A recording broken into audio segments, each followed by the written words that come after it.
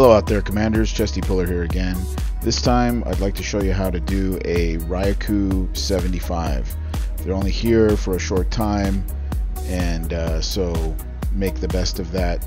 There are a ton of prizes in here, from Elite Spectre to the Ronin to the Archangel to all the components for all of those units, and there are things in this Raikou that you can only get in the Raikou. Some new items. I believe the Angel Flares is an example for the Archangel and the Spectre, and you can only get them here. I don't know of another way to get them. They don't really pay out frequently, and when they do, often you get. I've already received the Archangel about 4 or 5 times. I've already got the Archangel, and it shouldn't give me a gift that I've already got, but it does. I have a regular Spectre, and it would be nice if it would give me the Elite Spectre, but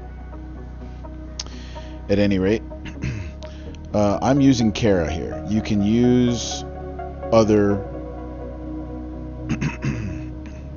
special forces. It's just not as easy because Kara has 550 range, so it's a little bit easier to get the Ronin to come out, but I can do it with a normal special force. These are quite a bit easier with Kara. Oops, see there? I almost got caught. I didn't have to run away from that. I didn't have to run away because I have charged ordnance, and I shouldn't have run away. I should have just let him come. He would have been caught. I've made that mistake before by running away and get caught by that Scorcher. I just got lucky on that one. You do have to run away from the Ronin.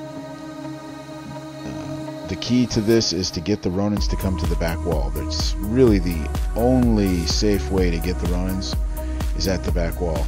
If you don't run far back enough, then they'll get you still at the back wall. So you have to be careful about that. But if you run too far back, then they run away. So it's a fine line of not running too far. I've made a mental note of how far I have to go back by the stains on the rock. They're going to be exactly the same in every base, so you just have to learn those particular stains and get used to them yourself. Sometimes when you shoot over here, you can get another Scorcher to come out, which is nice. Okay, here we go. We got a Scorcher, and I like to. Okay, here he comes. Good. I like to get him. Yeah, if I can. Now here's where I made my mistake. What I should have done is brought in a Corpus invisible lead with charged ordnance on him, and then he does splash damage. So when he does splash damage, if I were to shoot it on the corner of the wall near the Guardians there, he would have shocked all of the Scorchers that attempted to come out. And here in this case, I got lucky. The Scorcher would have killed me, but he turned around. Now he's just sitting there like a sitting duck, so I can come and get him. But what I should have done is, like I said, used my Corpus tune, and then he would have splash damaged that Scorcher, and that one as well. They wouldn't be able to come out that far. They get stopped in their tracks. Sheila and Kara and all the regular special forces, they can have the charged ordnance as well, but they don't do the splash. So if I shoot the wall with a Corpus, I'm actually shocking several turrets at the same time, because the splash damage is pretty great on the Corpus tunes. And another thing is that the Guardians don't do that much damage, and these are max level Guardians here in this base, but they really don't do that much damage.